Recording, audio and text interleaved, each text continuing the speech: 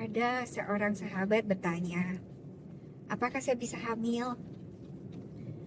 Dia menunggu bertahun-tahun buah hati. Tentu bukan perjalanan yang ringan ya sahabat. Jawabannya bisa dicari sebabnya. Dan banyak pasangan akhirnya bisa hamil setelah menemukan akar yang tepat. Tapi penting dipahami, kesulitan hamil ini tidak hanya soal fisik sahabat. Ada 3 lapisan yang perlu dilihat. Yang pertama adalah faktor fisik atau medis. Ini langkah pertama. Lalu dicek nih keseimbangan hormonnya, kualitas sel telur dan sperma, kondisi rahim dan saluran tuba, PCOS kah, endometriosis kah, dan lain-lain. Banyak kasus memang murni medis dan perlu penanganan dokter kandungan dan dokter-dokter yang terkait. Yang kedua yang tidak kalah penting adalah faktor mental dan emosi. Tubuh perempuan sangat dipengaruhi oleh kondisi psikis sahabat. Contohnya, terlalu cemas, ingin hamil, menyebabkan stres kronis dan hormon reproduksi pun terganggu. Merasa tertekan oleh keluarga atau ekonomi, maka tubuh akan masuk mode tidak aman sehingga sel telur atau sperma jadi lemah.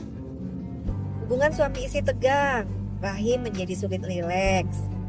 Ada luka terhadap ibu sendiri, bawah sadar kemudian menolak peran untuk menjadi ibu. Rahim di sini adalah organ yang sangat sensitif terhadap rasa aman, sahabat. Kalau bawah sadar merasa dunia ini belum aman, saya belum siap, saya takut gagal jadi ibu, maka tubuh bisa menunda kehamilan tanpa disadari. Yang ketiga adalah mental blocking di pikiran bawah sadar. Ini yang sering tidak terlihat. Beberapa contoh nyata yang sering muncul saat hipnoterapi di ruang praktek saya adalah ada trauma masa kecil melihat ibu menderita saat membesarkan anak, pernah mendengar kalimat seperti punya anak itu berat dan itu tertanam kuat di dalam pikiran bawah sadar seseorang, takut kehilangan kebebasan, takut tubuh berubah, pernah keguguran dan menyimpan ketakutan besar, atau hubungan dengan ayah yang belum selesai sehingga mempengaruhi relasi dengan laki-laki dan suami. Pikiran sadar kita ingin hamil, tapi bawah sadar kita menahan. Dan tubuh akan lebih patuh pada pikiran bawah sadar dibanding pikiran sadar kita. Kenapa? Karena peran pikiran sadar hanya 1-5% dan pikiran bawah sadar perannya 95-99%. Mengapa pendekatan holistik penting? Karena kehamilan bukan hanya peristiwa biologi semata, sahabat. Ia adalah kesiapan tubuh, jiwa, dan relasi alias holistik.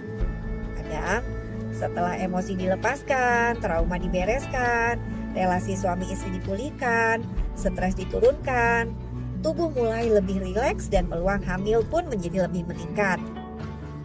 Jadi, saya juga tidak pernah menjanjikan habis terapi ke saya pasti hamil. Saya hanya percaya bahwa ketika akar dicari dengan jujur, baik fisik maupun batin, peluang kehamilan akan jauh lebih besar. Dan yang paling penting, kita tidak hanya mengejar hamilnya, tapi bagaimana mempersiapkan diri menjadi orang tua yang utuh. Salam sayang selalu dari saya, Sinta. I love you.